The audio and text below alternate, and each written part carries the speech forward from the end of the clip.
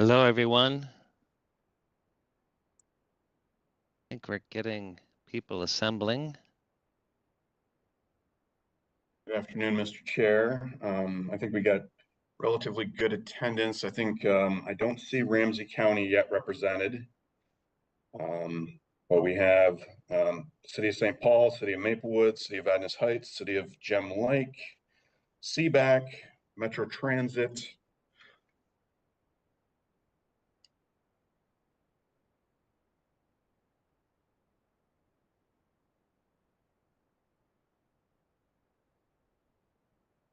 Okay.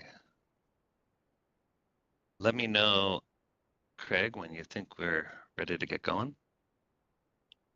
Maybe give it 1 or 2 more minutes. I want to see if Commissioner Reinhardt or Commissioner Zhang appears.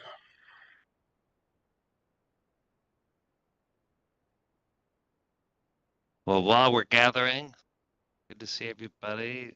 It's always another form of technology, every meeting, it seems. Probably not alone.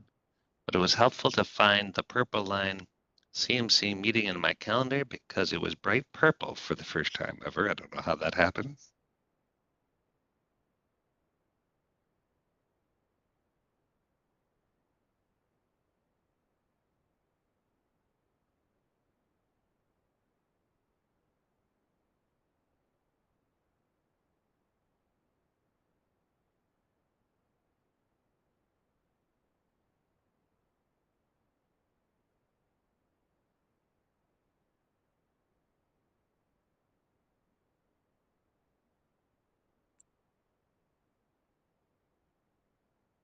Mr. Chair, we now have Commissioner Zhang here, so we have 1 of 2 Ramsey County representatives. I would say, if you're comfortable, I'm good with starting the meeting.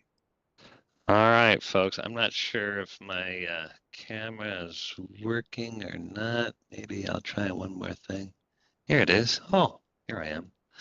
Good to see everyone. And if not, feel free to turn on your camera when speaking. I just want to welcome all CMC members, alternates.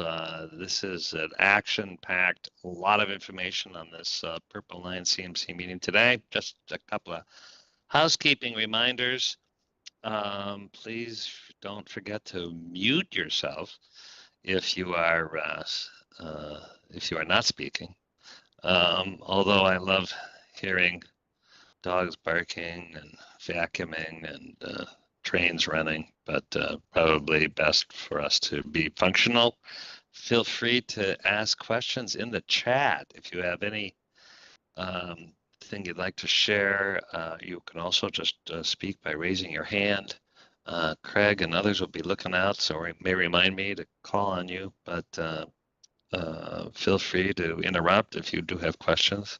Just as a reminder, this is being recorded by the Met Council, and it's going to be available for viewing shortly after the meeting. So in case you want to review something, what did that person really say? You can always watch the video, and for those that missed the meeting, can always do that. And also as a reminder, all the meeting agendas, the summaries, the presentation materials, all that is on the project website, which is metrotransit.org/purple-line-project-committees. It's so long, I'm not going to say it again, but it's on the screen, so you'll know where to go. September 3rd, draft summary of the August 1st meeting was distributed for review and comments. So unless there's any suggested changes or corrections, that'll be the meeting summary for everybody.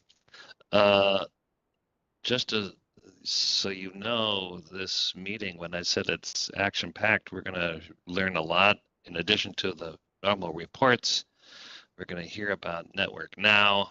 That is really the kind of invigorated transit expansions and kind of rebuilding the system that was really compressed during COVID. We're kind of coming out. Can you hear me? Yes, we can. Welcome, Victoria.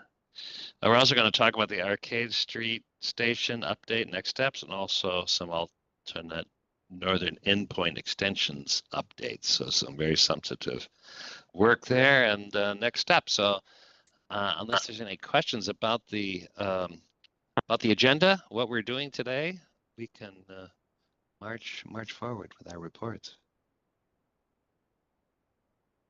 All right, first up is our Community and Business Advisory Committee, and I know Ianni and Laurie had CBAC meeting and a CBAC activities. So welcome, Ianni and Laurie, if you'd like to present. Sure. I don't think Laurie's on. I'll go ahead. Great, thanks, Ianni. Let's see. Yeah, so on our August 23rd meeting, we went over Arcade Street station advancement. There was a TOD done for that project. And let's see. And then also the Network Now program was introduced to us as well, which we're going to hear about in a little bit.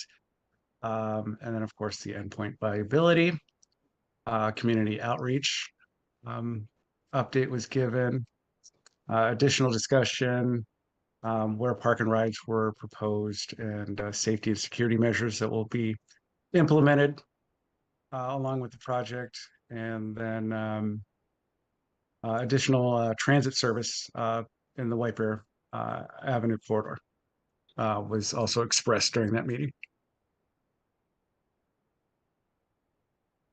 Any questions or? Great, thanks, Ianni. Any questions? No. All right, appreciate that. We're also now going to get a quick update from Colin Owens on our community outreach and engagement work. Colin? Thank you, Chair Zelle.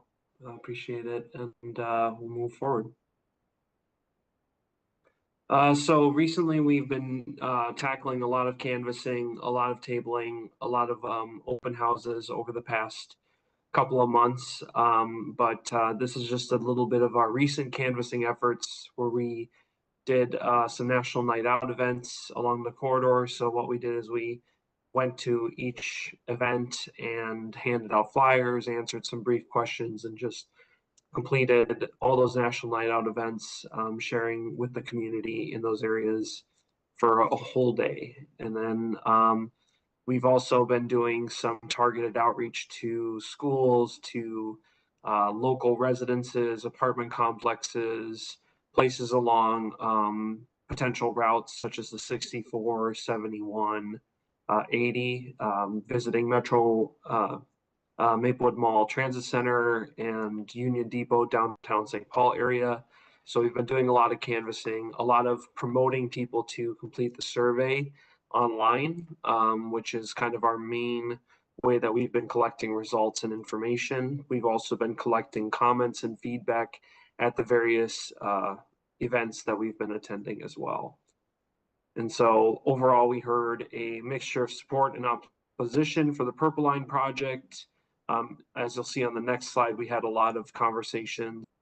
There's a lot of nuance when it comes to some of the decision making that went behind the White Bear Avenue corridor versus the Bruce Vento Regional Trail, which we've documented from the various conversations we had, whether they're pop-ups on the Bruce Vento Trail or throughout the corridor. In our major survey, we asked a variety of different questions. The two main questions that we asked were, do you prefer Bruce Central Trail or Maryland and White Bear Avenue as the preferred corridor for the project? And so as you can see here, a large portion of our group, our responses favored the White Bear Avenue corridor. And then a smaller segment favored the Bruce Vento Regional Trail. And how we promoted this was we went out and we had QR codes that we would hand out. So we had little slips that we would hand out in different languages for people to take the survey. We did some promotion online.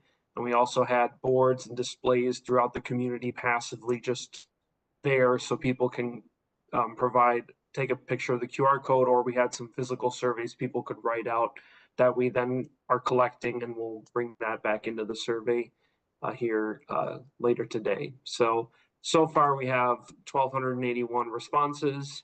A majority of them were English speaking, some Spanish, but that ratio has stayed the same for the last couple of months. The next tool that we've been using is Hello Lamppost, and has been an interesting pilot. I kind of led the project, and then the team did a great job of helping us launch this. And we have seen some difference in how people are using this tool. We did find that 40% of the users were engaging in the Spanish-speaking portion of the tool, so we translated these into different languages. So we saw 40% of the 123 conversations. So those are the different people that engaged with the tool, where these signs were placed in the community on the Bruce Vendel Trail, floor stickers on sidewalks, Phelan Boulevard, downtown St. Paul, Maplewood Mall Transit Center, all the way through the corridor. And so people would engage with this by taking a picture of the QR code and then using the tool. There's also a text version, but we saw a lot of people using that kind of QR code to engage. And so people could select English or Spanish, or Hmong or Somali to be able to answer the question or start the dialogue. And so the 510 messages shows the separate messages that people engaged with, asked throughout the tool. And so that's just the conversation that they had, whether it's asking a question of the tool or providing feedback. Those conversations all happen within this QR code tool that people used. And so a couple other things is 31% of the users were identified as BIPOC, and 42% of the individuals using this this tool utilize transit daily.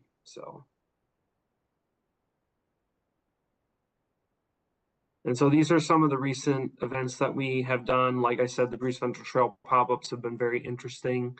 Lots of nuance there when we've been talking to people. We attended some of the Maplewood events. We've done some transit rider canvassing. We also did a pop-up at where the state fair was happening at the Maplewood Mall Transit Center. So we engaged 140 people through that. We also were able to go to a Hope Community Academy and be there at their open house, talk to predominantly Hmong and Karen and Spanish-speaking students and families about the project. We've done some other kind of specific targeted events to different languages, different ethnicities, different backgrounds, targeting low-income housing units, senior housing. And so we've really been out in the community engaging hundreds of people throughout these past couple of months.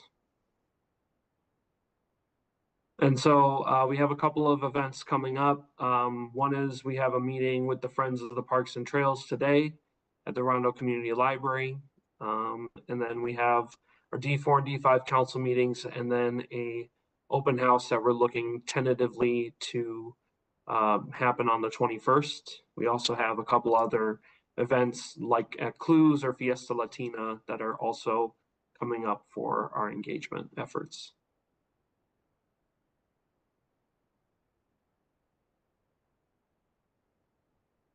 And I think that's the rest of my slides. Thanks, Colin. Any questions for Colin?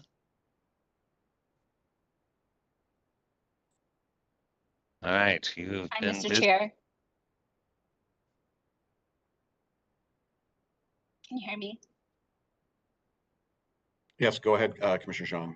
Okay, yeah, Colin, I'm pleased to see a lot of like a variety of engagements and just like the map of like where you've been, as well as the canvassing of the current transit users too. I have a question if you're keeping track of demographics, or like if it's nearing the demographics as well. I was just concerned on one of the where it had the survey and it had like none taken in Hmong, Spanish, and or Somali. So I'm just wanting to make sure that that we're able to engage the residents who live in the area who would be impacted, because I'd rather than hear about it now and voice any concerns in the design and the planning of it versus later on, when it actually happens.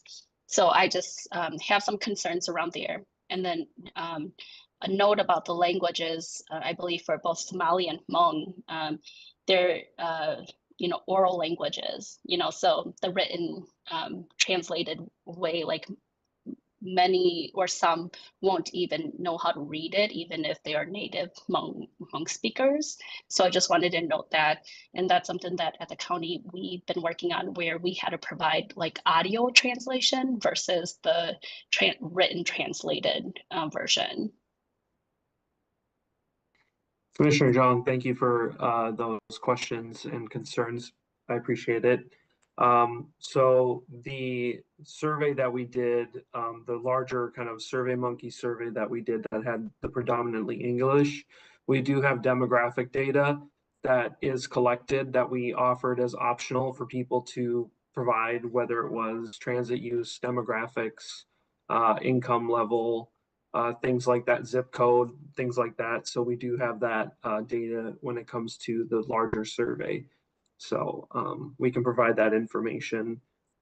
We're kind of tabulating all the survey information, but we'll have those statistics at a later time, but we did collect that information. Okay, And then, sounds good. Thank you. And then we did, for a couple of our events, we did have, or for some of our events, when it was applicable, we did have Hmong interpreters. We didn't run into too many kind of Somali-speaking individuals, but we definitely have engaged a lot of Spanish-speaking and Hmong residents in the community on the east side for sure. Okay, thank you. Thank you, Commissioner, for those questions. Any other thoughts? Don't see any. President, I have a comment to make. Oh, go ahead, Councilmember. Great. Thank you. Yeah, I just wanted to first off say thank you so much to the community engagement team. When I looked at the list of the events and spaces where you've been engaging people, to me, it's I'm very mind blown by it. I just really appreciate the ways in which you all are living out this model that we always talk about, which is we want to meet our community members where they're at. So even doing the pop-ups along the Bruce Vento Trail, I think that's really incredible. And I hope you all have been having a great time also being out there in the community. I am just really appreciative of the survey results and you all sharing that back with us. I wanted to share out too that in terms of the support for the realignment on White Bear Avenue, it is very consistent with what I'm hearing from folks who have been reaching out to me and emailing and writing to my office about it. There just is an immense amount of support for that. And so I wanted to express that because I am also very supportive of that as well. Great, thanks for those comments. And now I don't see any more hands, but that doesn't mean that somebody isn't interested in saying a few words. No? All right, we're moving on to network now. As I mentioned, this is really an important initiative and it's becoming more public, and there's no better person to explain it all than Adam Harrington. Adam, are you here? I'm here. Can you hear me? Lovely. Yes, we can. Fantastic. Well, thank you very much, Chair. I'm Adam Harrington. I'm the Director of Service Development at Metro Transit, and I'm happy to present to you the beginnings of how we release our concept plan over the next several months. And so if you go to the next slide, help explain what Network Now is. So as you all know, there's been a significant change in travel patterns since 2019. And transit service and our customers have certainly been a part of that and how they've been affected. Back in 2020, we were offering 30% less service than we are now. And we've been consistently growing our service, having overcome a lot of the workforce hiring challenges that we've had, particularly in the last couple of years. So we're in an upward trend, and that's really helped us think creatively about how we develop our network out to 2027. So I just want to say up front, this plan, Network Now, is our vision for how we grow our network out to 2027 and really think about what are the different travel pattern changes that have emerged over the past few years. And we're assisted in developing this plan by this new sales tax, which helps us be a little bit more ambitious on how we want to grow our service and thinking about folding in all of our transit ways as well. So on the next slide, we talk about what are the main goals of Network Now as we think about between today and 2027.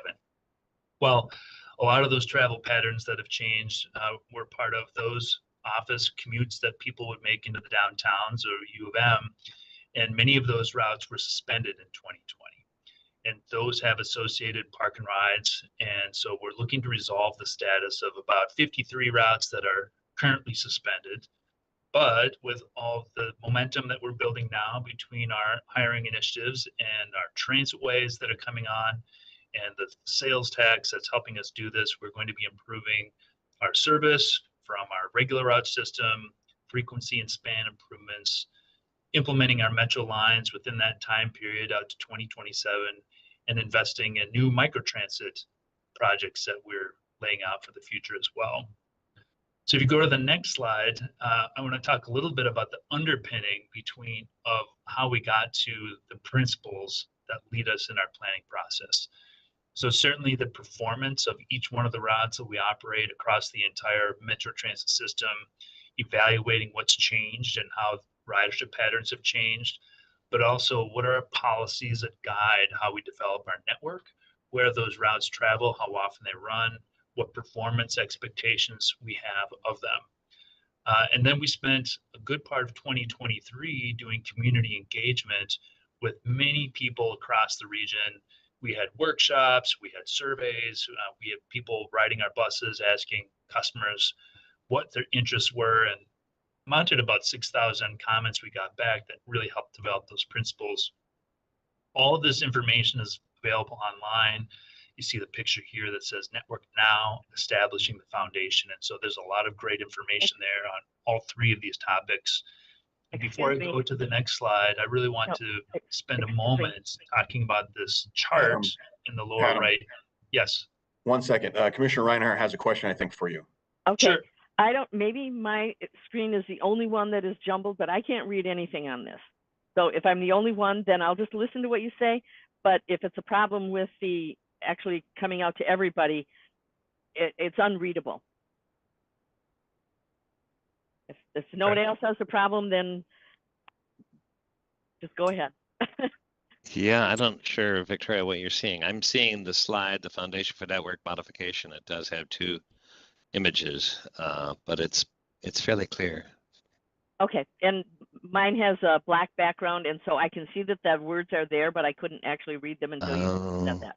So it's obviously my screen, but I wanted to make sure that not everybody was seeing the same thing. So yes. Sorry to have interrupted, and I can hear.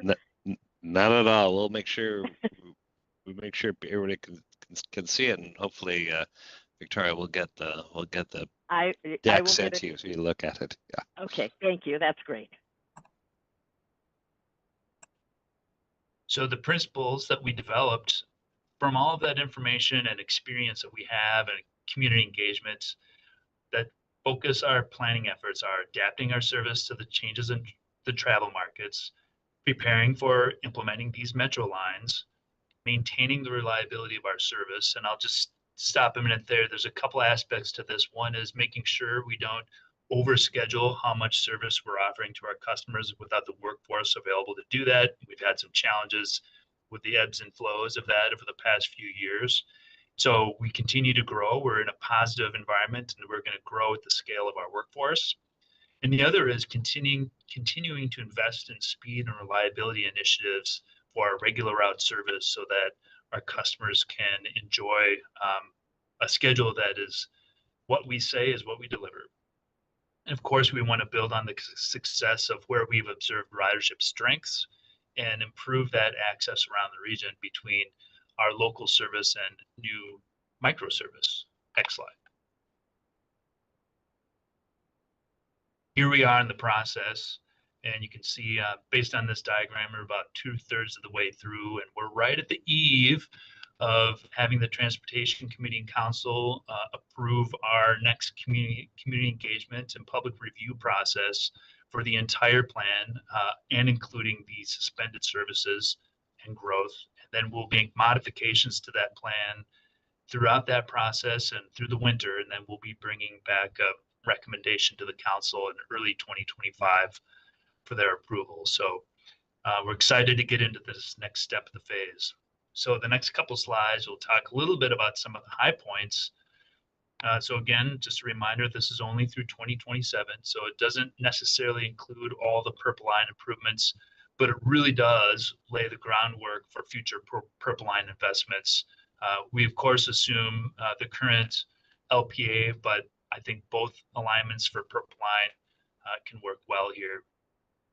The overall network expansion improves service by 35% across the whole network, and I'll just say it's quite a bit more for the east side of St. Paul. And as we release the plan and start having those detailed conversations with neighborhoods and cities and interested parties, you'll be quite pleased, I think, with the level of service investment that's proposed. We're improving coverage and mobility by extending our regular route service as well as the new micro projects, which you'll see more about. And importantly, for our public process, we're redesigning the commuter services to meet how the travel patterns are today. So again, going back to what's the focus of how we provide those primarily express routes into the downtowns, and that's shifting a little bit. So if you go to the next slide, you can talk a little bit about what that's going to look like. So this map shows our entire Metro Transit service area, and the blue lines represent where we're making service improvements. The red lines represent where service is discontinued and frankly has been suspended for the last 4 years now. And then there's some orange lines that have been changed in the last year or so that represent those changes. And mostly those are commuter express routes where they've been suspended or they're part of a restructured service. The green shaded areas are those that are future microtransit project areas, and there are 8 around the region. We currently operate 1 in North Minneapolis. The other transit providers in the region already provide microservice in their areas, and so we're looking to try to better connect people who want to get into the transit system at transit centers or transit way stations into the rest of the system, where we do provide local route service in some of these areas that are lower density, but it's not possible to really capture where everyone wants to go. So this is one approach that we're proposing to be able to do that. And you'll notice here that there's one centered around Maplewood Mall Transit Center. We've not defined the boundaries of this one because it's a little bit further out. So it's a big circle, but for Woodbury and Roseville, we're hoping to open those services at the end of this calendar year in anticipation of Gold Line in Woodbury and anchoring around Rosedale Transit Center in Roseville area. So that's a little snapshot of things to come. You may also notice if you're sleuthing on this map, and again, we'll have a lot more detail that we're going to share next week after the council approves our plan, is a route extension up to Vadnais Heights. And so there'll be a new connection there as well. And I see a hand up.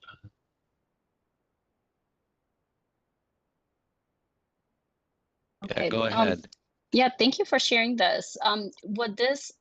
Is this the whole like transit network map of all the buses and all the transit, like all the other lines? Yes, community member, yes, this is all the routes in the system.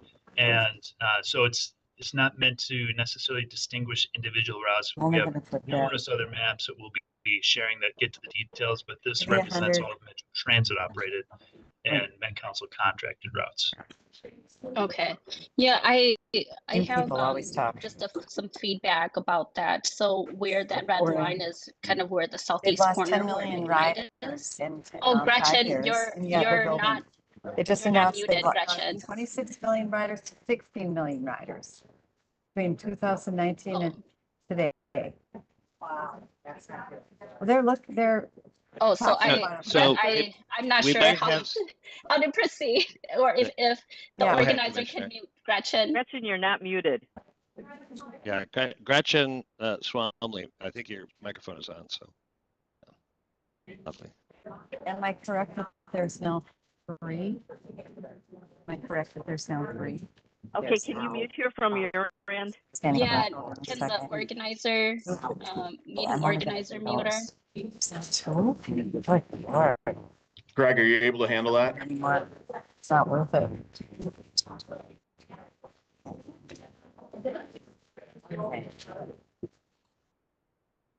Keeps. Nope, still on. I guess I will try to go I again. just got another one. Yeah, we're asking you, Gretchen, to mute your line. I didn't even get my money back, but at least it's not as bad. I don't know if the technology to do that, but I've texted her. It's not as bad. Go ahead, Commissioner. Mayor, Maybe we can. Mayor Okay. Artig Swamley, can you hear us? Gretchen, can you hear us? Whatever. think so. Okay. Apparently not, but we'll get lots of information. Okay. Oh, there you go. Yeah. Yeah. So where it goes down to McKnight there, I have concerns about that because that's also one of the areas where they have the most density for 110 for you, low-income and I'm going to housing sit down units until too. this is done. And I can we concentrate have on what I'm doing. a big transit-dependent community there. And I've also heard from residents there that they were also concerned about that as well.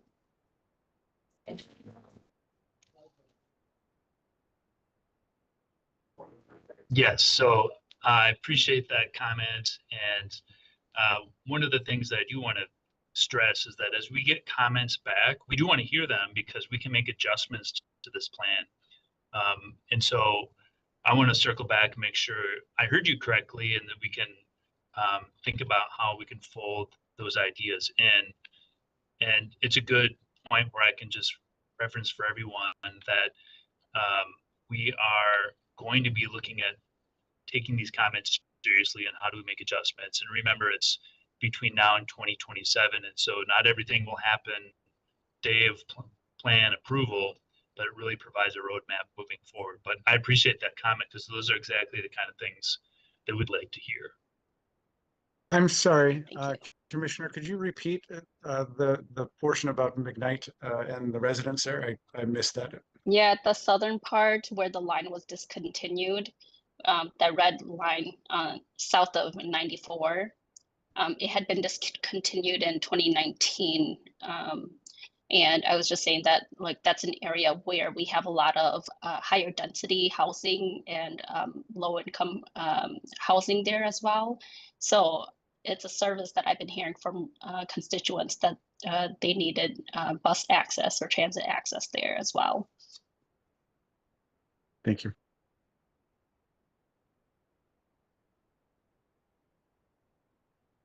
Okay, next slide. And I'll talk a little bit more about process and where we're headed. So we've got a number of elements to our engagement, and you will see, if you haven't already seen, our business item on the Met Council's Transportation Committee. Excuse me, I had a question. This is Council Member Villavicencio. Go ahead, Nikki. Hi. Sorry, we were. I first wanted to echo what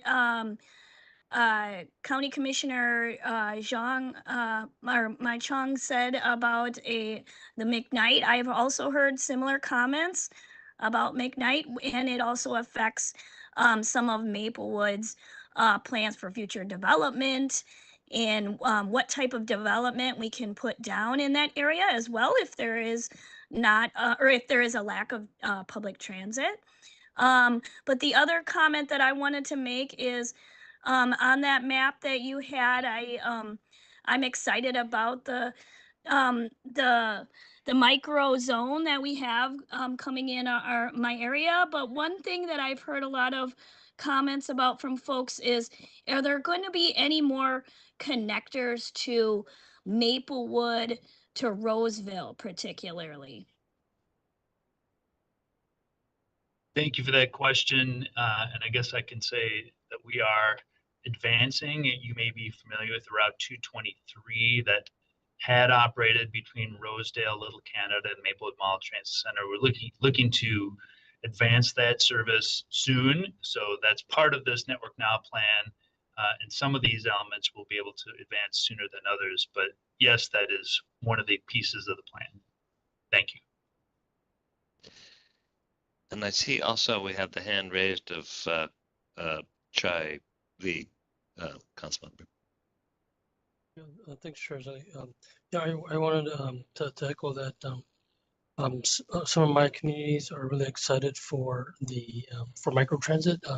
In particular, Woodbury and Oakdale are really excited to see how that might supplement kind of corralling folks around the new future nodes of the Gold Line as it is built out that way. So I just want to uplift that, say anything we can do to continue to explore bringing more microtransit into the East Metro would be great.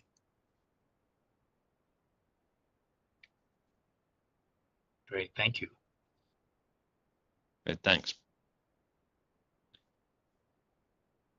So part of our public engagement process includes a lot of focus in the business item around a public hearing, which is required by statute. So we're proposing to set that hearing on October 29th, but I will just note for this group as we go to the next slide that there are a number of meetings that Metro Transit is sponsoring, and all comments we receive at any one of these meetings or not at a meeting, or one that's emailed, they'll be weighted the same, and we're happy to take all those comments as we think about how to modify the plan or make adjustments moving forward. We've got a long list of other meetings that are actually sponsored by other organizations, neighborhoods, and advocacy organizations as well that we'll be attending. But this just is a slide of the ones that we're hosting, and there'll be more information being promoted on that as we get through next week in the council process. So the next slide is the last slide, and that just outlines what I've framed up through this presentation. Again, our official public process is September 12th through November 15th. We'll be making modifications to everything proposed as it fits within the constraints of workforce that we have, and looking for early 2025 adoption of the plan that would be phased over the next couple of years. And that's all I have. And Ianni, you have a question. Do on the event on the 21st at Sunray Library, is that open to public? Would you like maybe a presence from the districts that are right in the area? What is that main focus for? Yes, thank you for the question. These are all public meetings, and yes, please invite interested parties to attend. And Julie Martinez, who is one of our community engagement coordinators, will be probably contacting a number of organizations to get engagement and people interested and aware of what those opportunities are as well.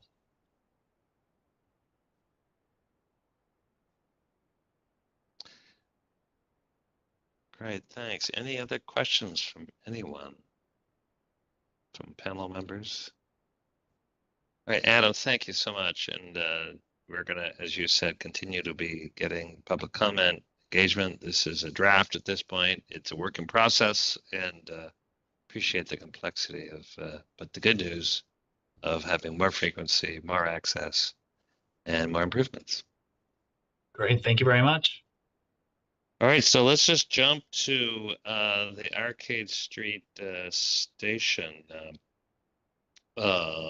analysis, kind of a redevelopment feasibility analysis, and also kind of talk about some next steps. So that has been done by Emma Lucan. Welcome, Emma. Thank you, Chair. Yeah, so before I jump into my slides, actually, I just want to start off by saying that we're not asking for any CMC action on this section here. Just as a reminder, we've undertaken a multi-month in-depth process to look at the Arcade Street station and redevelopment opportunities around that station, conversations with public agency partners and the property owner at Seeger Square. One of the questions for this multi-month process was whether this analysis would open up a door to a station on Arcade itself with an alternative alignment through the Seeger Square property connecting to Phelan Boulevard to the east. And that was a design that the community would have preferred, and that the would have yielded faster transit times, travel times for the Purple Line as well. So the Purple Line would have preferred that design as well. But I just want to lead by acknowledging that that door was not opened on the basis of this multi-month in-depth process and based on the conversations with the property owner. We do want to walk through that multi-month process with you in terms of what was analyzed, the conversations that we had, and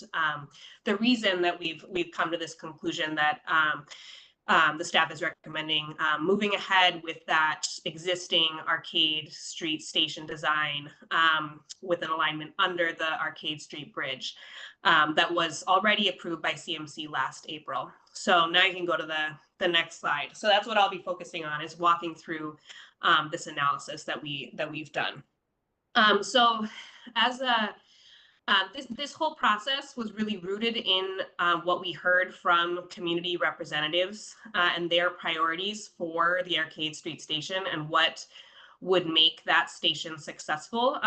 You know, based on feedback from representatives of the Payne-Phelan District Community Council and also the East Side Area Business Association. That these community representatives let us know that they would want the station to be located near existing street activity and development, and with a strong preference for a station location on Arcade itself. They also want the Arcade station to support redevelopment in the station area, and that redevelopment, they would want it to prioritize mixed income housing and improve public realm and streetscape. So you can go to the next slide. So there's a lot of synergy between those goals and what the goals that the Purple Line has for this Arcade Street station. You know, we want this station to create value for the community, and any transit-oriented development at the Arcade station would actually support future Purple Line ridership at the station. So we're also very much in support of any development that can happen at this station. And then another goal is to create an activated and accessible station area. And this could be, you know, done through the station location itself. So like I'd mentioned at the top, you know, trying to see whether there was any route forward that any door that could be open to a station, you know, on Arcade Street itself or through Seeger Square. But at the very least, getting the station as close to Arcade as possible. And then also looking at different development typologies that would open up transit-oriented development opportunities in this area. So you can go ahead. Next slide. Yep. So on the basis of the community goals and then the goals that the Purple Line had, the Purple Line decided to contract with the consultant HR&A advisors as well as Formula Architects to analyze transit-oriented development potential at the Arcade Street station under both station location alternatives. So both the location that was approved by CMC last April off of 9 Lane with the alignment going under Arcade Street Bridge, as well as a station on Arcade Street itself, with an alignment going through Seeger Square and connecting to Phelan to the east. And as part of this process, so the community representatives from Payne-Phelan District Council, as well as Eastside Area Business Association, were engaged from the very start and all along the way in terms of setting goals for this study, and then, regular updates on the analysis as it progressed. We also had multiple conversations with City of St. Paul Planning and Economic Development Department, also St. Paul Port Authority, the Ramsey County Housing Redevelopment Administration, and then also Metro Transit TOD staff were also involved. And the consultant team had conversations with private private developers as well, and we met with the private property owner at Seeger Square as well. So you can go ahead.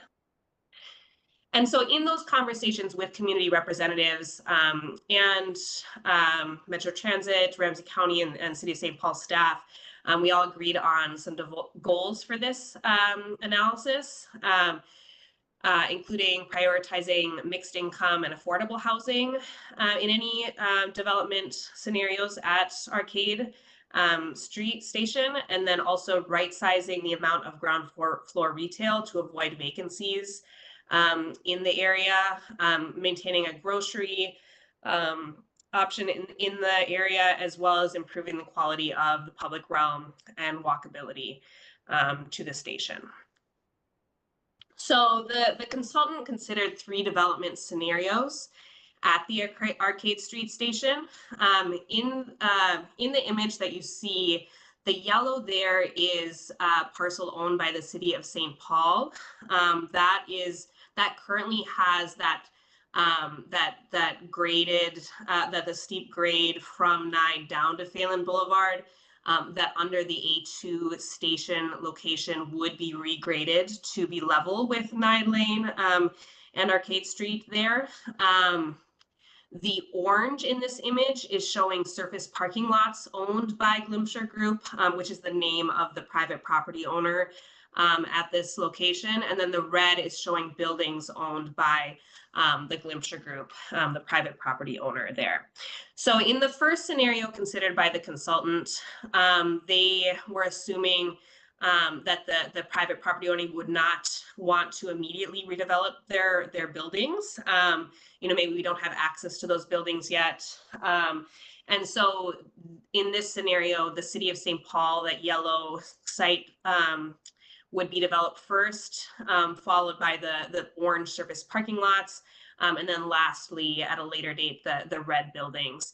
And this scenario was assuming the current A2 station location option. In the next 2 scenarios, the consultant team was assuming that there would be full upfront access to all of the highlighted parcels shown in the image here. So in the second scenario, they assumed full and immediate access with the A2 station location option. And then in the last scenario, they considered full and immediate access to these parcels with the A3 station location option. And this A3, this purple dot on the screen, is what I've been referencing in terms of what we were wondering whether the door would open to a station on Arcade. And then that purple dot would require an alignment, or would involve an alignment through Seeger Square, so through an existing building and connecting over to Phelan Boulevard, if you can follow the cursor to the east there. So you can go ahead. So under these 3 development scenarios, the consultant team analyzed the market conditions around each of the scenarios with a range of construction costs, interest rates, both current interest rates, and also looking at a situation if there were lower interest rates, and then also a variety of mixes of affordable and market rate units. So they were really trying to capture the full spectrum of possibility and looking at the financial feasibility of the 3 development scenarios I walked through on the previous slide. They also were assuming the full range of public subsidy programs listed here to try and get a sense of how affordable they could make these numbers pencil out. So you can go to the next slide.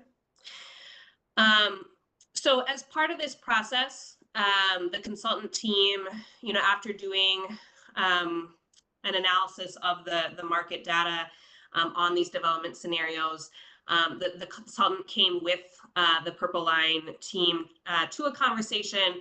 We had a very successful or positive conversation with the Glimcher Group in terms of the private property owner for these parcels. And I say a positive conversation because the private property owner was very willing to engage with us on the questions that we were bringing them in terms of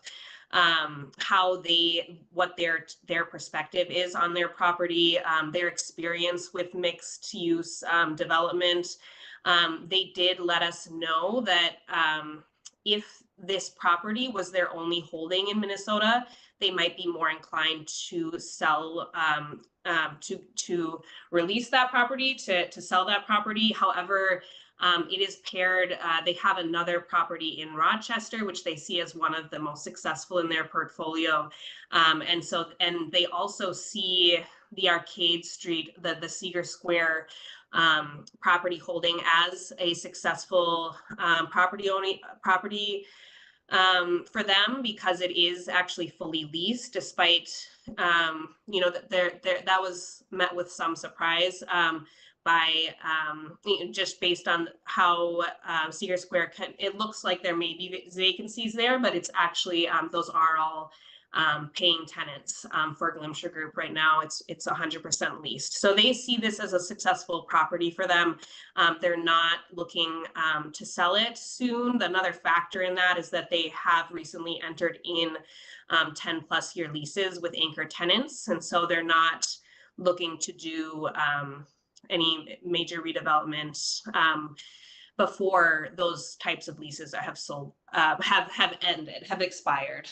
They do have a property in Ohio that they have done some, or they've started some conversations about thinking what a mixed use, redevelopment could look like. However, that's a similar situation with long-term leases. So it's really those types of conversations are with a longer term horizon. And they don't have any current experience with any type of mixed-use redevelopment, and would not be likely to lead a transit-oriented development project at Arcade. Arcade is their most urban property. All of their other holdings are in suburbs and smaller cities. So we are appreciative of their willingness to engage with us, but they weren't eager to lead any type of redevelopment and did not open a door to any short-term redevelopment options. So as a recap of the feasibility findings, so the market analysis of the data around those 3 development scenarios found that the current value of the Glimcher Group owned parcels is significantly higher than any anticipated private return of redevelopment at the site. And because of that feasibility gap, and because Glimcher Group is not, they don't lead the type of mixed use redevelopment project that would, that we were looking at, that would make an alternative alignment possible. It's not likely that Glimcher Group will pursue redevelopment of its properties, and it's not likely that another private developer would buy out those parcels for a privately led development. So as I mentioned, we were engaged. We returned multiple times to public agency partners to discuss potential for public agency, for public-private partnerships and public funding support for redevelopment at this site. The scenarios that were looked at would could bring significant value to the community in terms of 700 to 1,100 units of affordable housing in the area. However, because this private property is fully leased and the owner sees it as a successful holding, it would be extremely politically challenging for any public agency to purchase this site.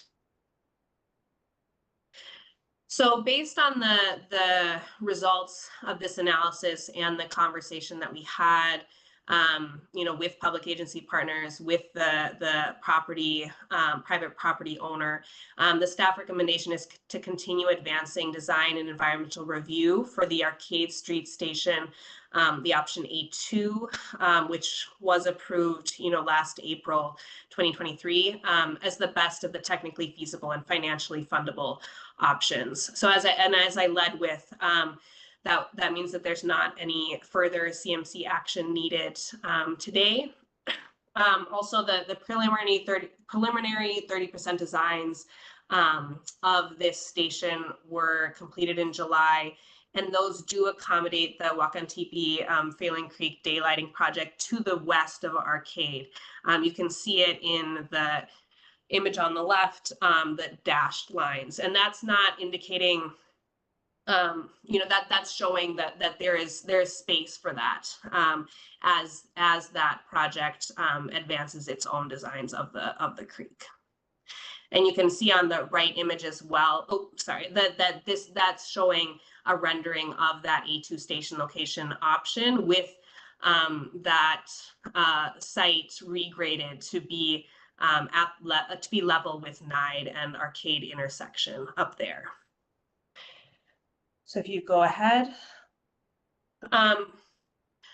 Something else that came out of this process is that Met Council and Metro Transit has expressed commitment to working with the City of St. Paul, Ramsey County, and other partners to relocate the Arcade Street Station to the intersection of Nide and Arcade if and when Seeger Square is redeveloped and Nide Lane is extended to Phelan Boulevard. This is in the case of changes in market conditions. However, this is on that, all signs are pointing to this being on that longer term 10+ year time horizon when leases with anchor tenants expire and as market conditions shift, and even in that future scenario would entail millions of dollars of costs on the part of the partners involved to relocate station platforms, extend Nide Lane, and decommission the previously built infrastructure. You can go ahead. So as I've mentioned, the community representatives from Payne-Phelan District Council and Eastside Area Business Association have been engaged from the start of this process. We were working, we worked hard to get onto the agenda for the August Payne-Phelan District Council meeting. However, they did have time-sensitive topics come up that they could no longer accommodate us in the August meeting. So we are still working with them to get back to their community. We're also working hard to analyze other options to get out in front of the community to share the results of this analysis that I've just walked through with all of you. So that's an ongoing effort, and we're in continued touch. We're in touch with the district council representatives and other community organizations for opportunities to go out to them. So I'm happy to take any questions on this analysis. Thanks, Emma. We have to think long term. Yeah. Any questions? That's a lot. Well, go ahead, Councilmember Yang. Thanks, Chair Zelle.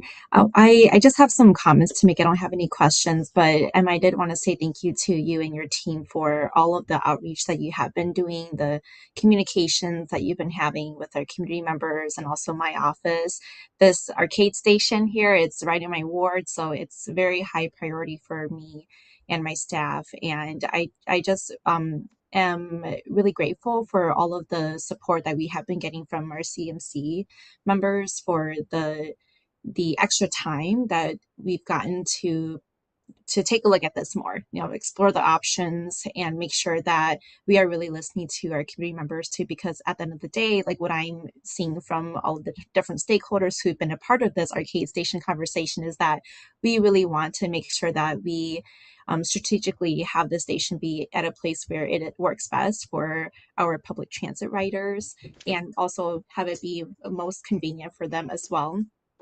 And so I am taking in like all of the information that you've shared, Emma, and I just wanted to share that, like, for me, there's a couple of things that that are like at top of mind for me. Like, first, it's making sure that we are being really transparent and giving a full explanation to the community members about, what steps have been taken from beginning to end to get to this point. And it's been a lot of work and time being put into this. And so that transparency and just making sure that folks get all that information is really important. And then the other thing too is I really appreciate that commitment on, hey, long term, if things change and there's an opportunity for us to relocate the station, then, that's something that Metro Transit and, other government entities like the city for sure are willing to partner on. Like, I would want to make sure that there's a way where we have that like solidified somewhere. And I say that because 20 to 30 years down the road, when that opportunity comes, and if it ever comes,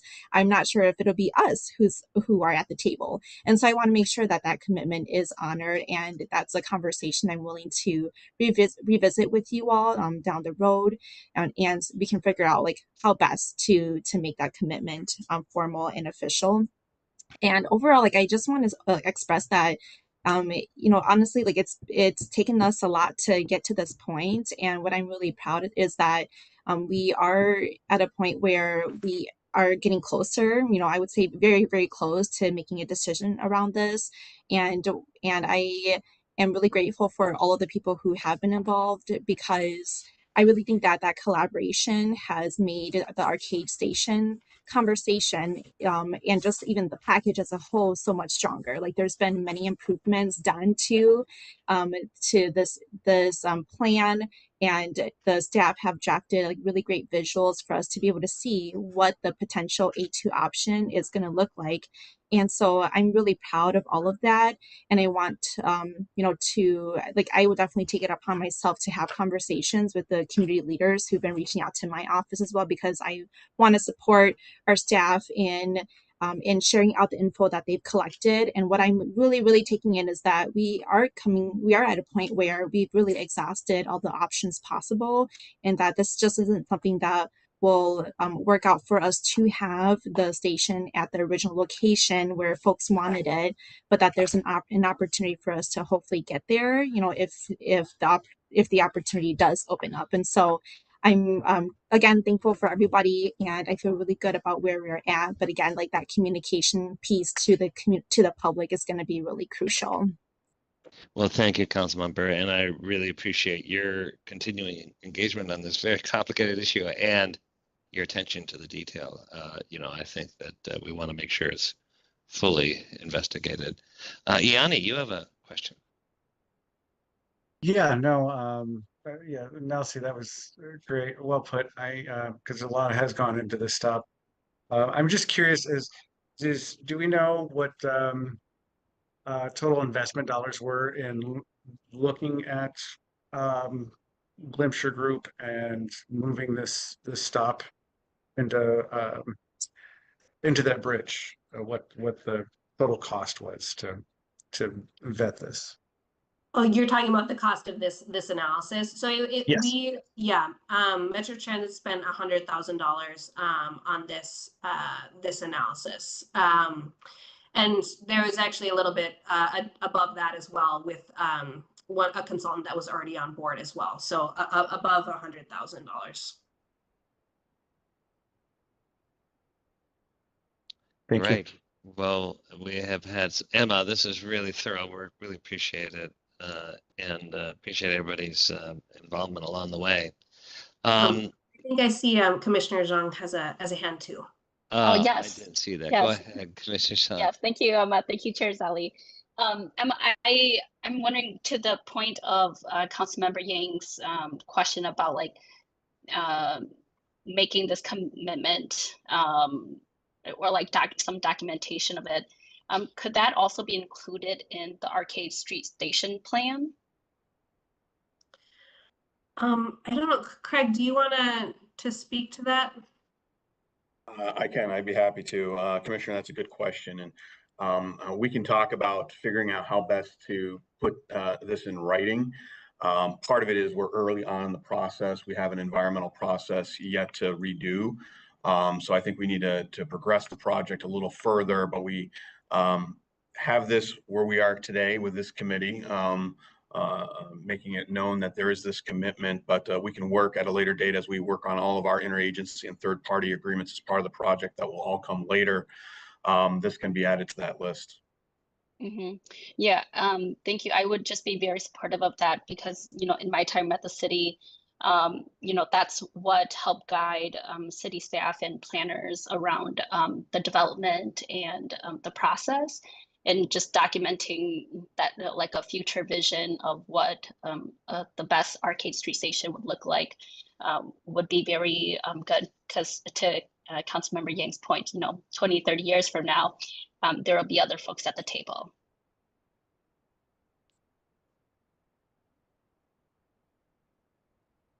Great, thanks everyone. We're a little behind schedule, so in the interest of time, I'm going to suggest that our project manager, Craig, kind of take us through the idea of the feasibility, the potential to have the Purple Line go north to either Maplewood or Madness Heights. Craig? Thank you, Mr. Chair. I'll try to catch us up, knowing that this particular topic is not seeking action, very similar to Arcade, but it will be seeking action just at a future meeting. So we will be bringing this particular topic back before this body in December. But to start off with, just to refresh everybody, we were looking at two other endpoints besides Maplewood back in the phase 1 of the route modification study about a year ago. These are those two locations, Madness Heights City Center, there's a park and ride there, as well as Century College. So we refreshed those endpoints based off of the conversation we had at the last meeting, which was if we're ending in Maplewood, coming from the White Bear Avenue corridor, we would be directly serving the hospital and ending at County Road D if 3 contingencies were met. So that was our pivot point. Want to refresh folks that when we were looking at this as part of the Bruce Vento Trail corridor and simply truncating the alignment back a year ago, we did do some engagement for both Madness Heights in July and August. We did not complete that engagement. It was suspended because what we found in the fall of 22 was, as we refreshed ridership and refreshed costs, the numbers changed on us such that we would not qualify for future federal funding for a Century College or Madness Heights extension. But we did end up doing some level of engagement. Similarly, we actually did a little bit more engagement with Century College because we ended up surveying their faculty, students, and staff as an example. We participated in a lot of back to school fall semester or pre-fall semester engagement events. We found out that there was a strong desire for transit usage there, but we, again, did not complete all of that work because we found out that the endpoint did not work from a federal viability standpoint. So we, on April 4th, came before this body, Stephen in particular, communicated that Purple Line's only path forward under the current policy guidance was likely as a small starts project. So that's what many of you may remember. Then, coincidentally enough, a day later, FTA published proposed policy guidance for public review and comment. They typically do that maybe once a decade for this now almost 60-year-old program. And after we had a chance to look at that proposed guidance, the proposed changes were deemed to be very favorable to Purple Line. And so most recently on August 13th, Ramsey County Board had a discussion that led to direction for Purple Line to remain a new starts project on the presumption that the proposed policy guidance will be implemented close to what was proposed earlier this year. From what we are hearing is FTA is working hard to try to get the proposed guidance implemented as final by the end of this year or early next year. So pivoting back to the endpoints. So as I discussed, neither one of them would be viable under the current guidance that is in place. However, both would be viable for future federal funding under the proposed guidance. So that's why we're having this discussion today. So you can see some of the metrics. I'm not going to go into them in detail. I will note that while both endpoints, either to Vadnais Heights or Century College, would be eligible for future federal funding, they do make a slightly weaker purple line project. So if you look at the Maplewood column, you can kind of see what the metrics are there and compare against the Vadnais Heights and Century College. In particular, the cost effectiveness rating drops by 1 rating, but that drop is absorbable so that we still get an overall medium, which is key to receiving future federal funding. Our overall rating on the bottom line has to be a medium, but it is slightly less cost effective. Why that is in the subsequent slides here that I'll touch on, is ridership is more, but not a lot more. So both endpoints do increase overall ridership. Both endpoints serve more transit reliant or customers from zero car households. Vadnais Heights also has more new trips that lead to more VMT, vehicle miles travel reduction. Century College, a little bit less so. The feds do not evaluate these projects by station at the station level. It's really about end to end on that previous slide. However, here regionally, we have always talked about, as we've developed these projects, what are the station ridership numbers looking like? And so there is some concern over relatively low forecasted station platform usage. Just to put the table on the right in context with the text on the left, the rest of Purple Line, Union Depot to St. John's Hospital, about 2/3 of the stations have boardings exceeding 100 per day, and the other third have boardings between 50 and 100. We have no stations currently forecasted to have less than 50 boardings per day. You'll note that's the color coding in the tables. We have several of these forecasted stations for the two possible extensions falling below 50. In addition, the region has regional transitway and just in general transit guidelines. These are guidelines, these are not requirements, but typically we like to have our BRT stations to have 50 or more boardings per day. And if this was just a general bus stop in the transit system, Metro Transit would not put a shelter at a bus stop with less than 30 boardings a day and would not put light and heat at anything with less than 100 boardings per day, just to provide some context to these numbers.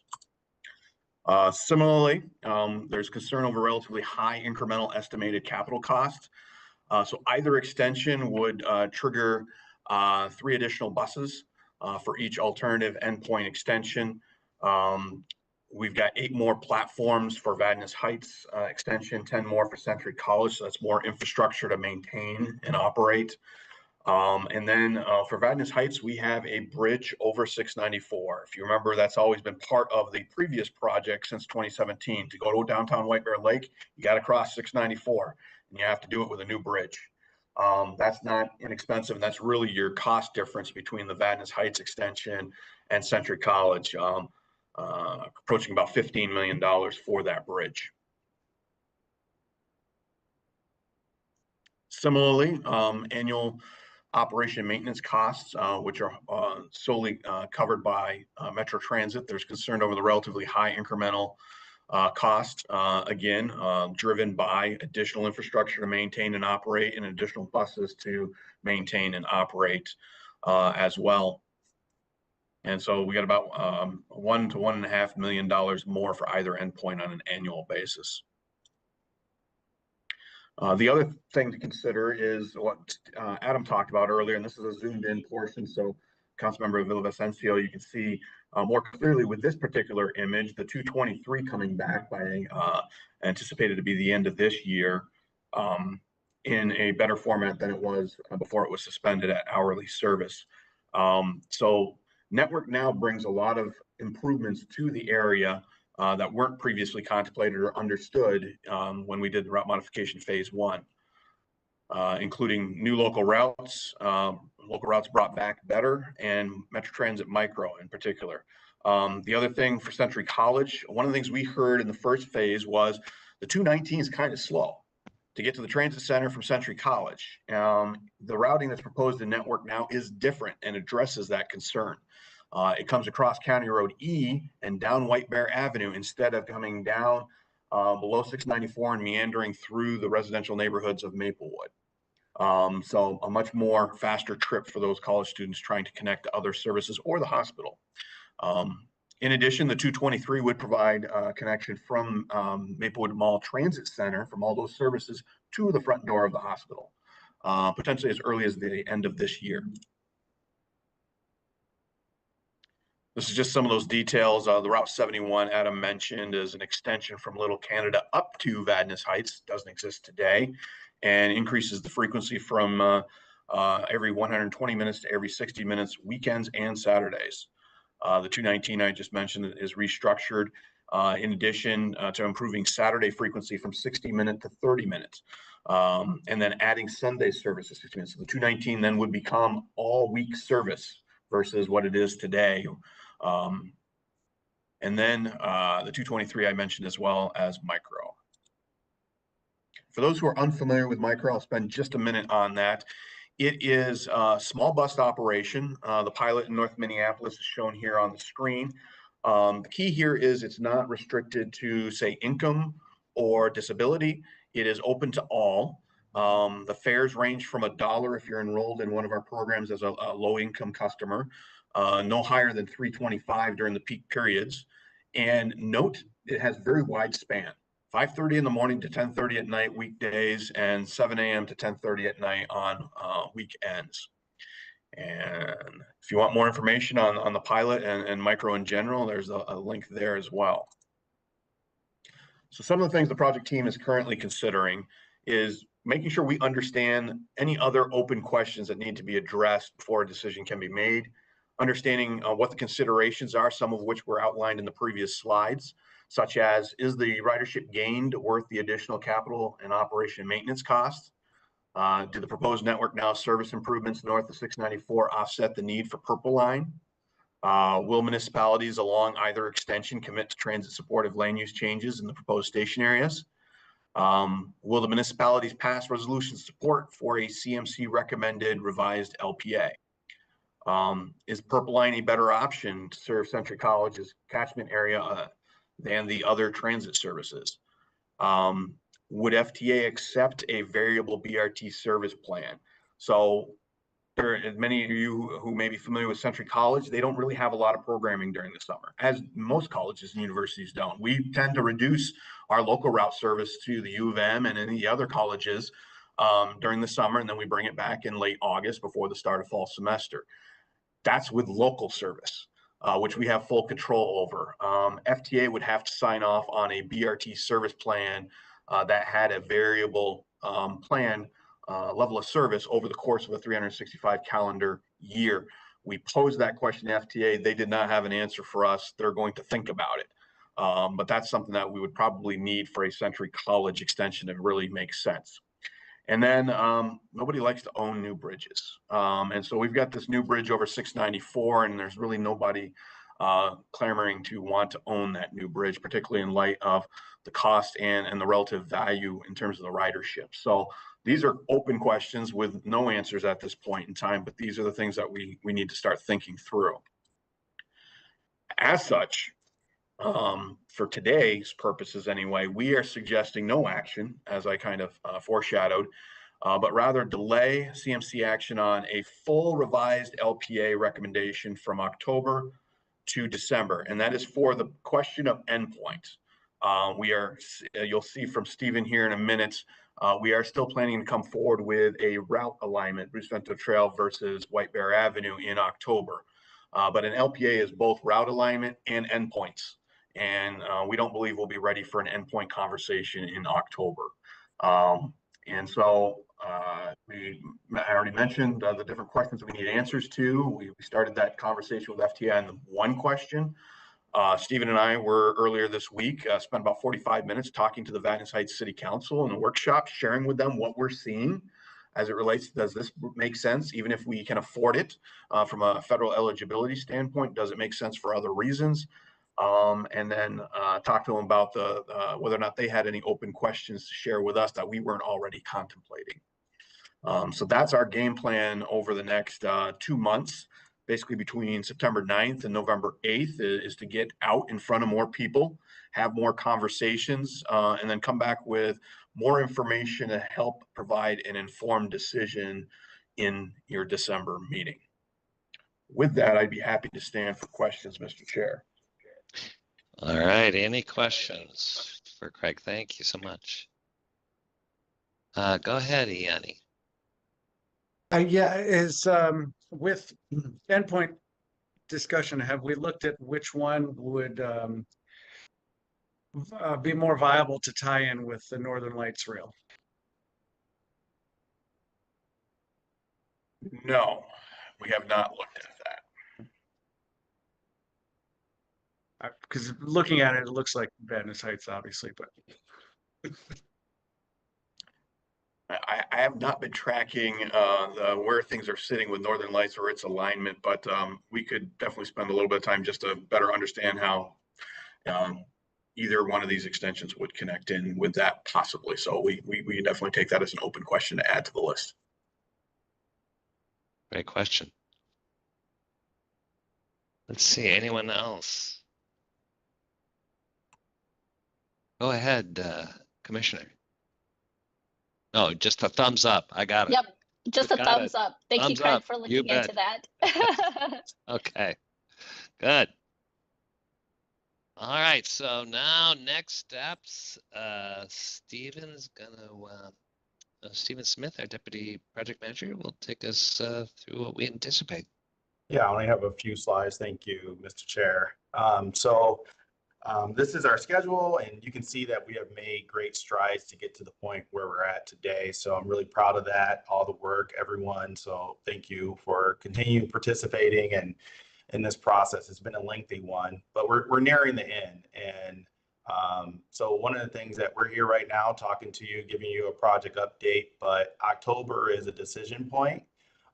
It's where we get to talking about Bruce Central Trail versus White Bear Avenue. You'll see that in a subsequent slide here. You'll notice that we added a few more months to this, and it's based on what Craig just went through, talking about that. Now that we know that the northern endpoints are viable, we want to give more time for conversation to bring that back to you for a recommendation in December. And so now we have November and December showing on this calendar. You notice that November is blank right now, and we're intentionally leaving it blank. If needed, we can add it, and you'll see that in the next slide too as well. But just trying to recognize where we're at total calendar. So in terms of CMC actions, when you look at October, again, we're really focused on what does it mean to be on Bruce Central Trail versus White Bear Avenue. We're going to bring to you all the engagement that's been done to date and really provide you a thorough update related to what we heard and a recommendation from project staff related to Bruce Central Trail versus White Bear Avenue. November, again, is not on the calendar, but this is something that we typically, it might be on the calendar thinking about it, but we usually try to cancel it as we get closer to the date. So if it is on your calendar, it may be canceled. If it's not on your calendar, it may be added. So, but right now we don't feel like we would need one. And then the December one, we realize that there's a couple schedules that where the current CMC, if it's on your calendar, is a conflict with some other CMC members. So we're trying to get that one rescheduled for the December timeframe. But here's where we're bringing to you really the conclusion of the analysis, which is really starting to get into after we hear from Bruce Central Trail versus White Bear Avenue, then December, we will talk more about what it means to be on White Bear Avenue if that's what's decided. And then we can talk about the concepts between side versus center. And equally, we can talk about really what Craig just laid out related to northern endpoint after we have a chance to have those answers to those questions that Craig laid out related to Van Nuys Central College, again, we bring that to you as well as a project staff recommendation. So we're nearing the end. So we're getting closer and closer to closing out the study phase and moving into the engineering and design phase. That's all I have, Mr. Chair. Great, thanks, Stephen. And I just want to thank all the presenters today and all the hard work and really all the panel members. That we've had a lot to consider. We had a lot of public engagement, more discussions, and more potential. So it's coming together very soon where we'll be making some decisions, and I think they will be made with the benefit of every amount of conversation and research.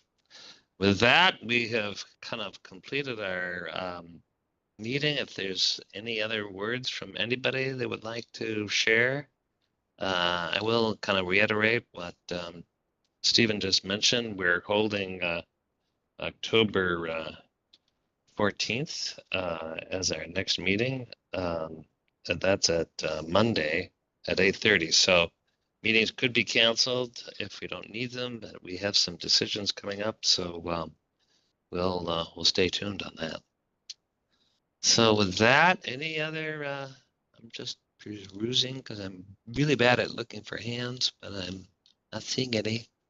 So with that, again, thanks everybody for giving your time this afternoon. Great meeting, and enjoy this beautiful day. We will, oh, Ianni, you have your hand Yes. up. Well, one thing, Isaba is doing on the 12th, an event at Exquisite Cake. I know it's next week, Yeah. geared more for businesses if and it's just asking businesses, Vento or White Bear. And Yeah. if it is White Bear, what their dream situation would be. So we have a little more business input. Because I think we're lacking that in the discussion on the ground in the district anyway. And Great. so if anybody knows of businesses, they should 10 o'clock Exquisite Cake on the 12th. Point them the way to Exquisite Cake. Definitely. Great. Thanks for that shout out. All right. Well, we got 2 minutes ahead. Amazing. Great work. And we will see you all soon. This meeting's adjourned. Thanks, everybody. Bye.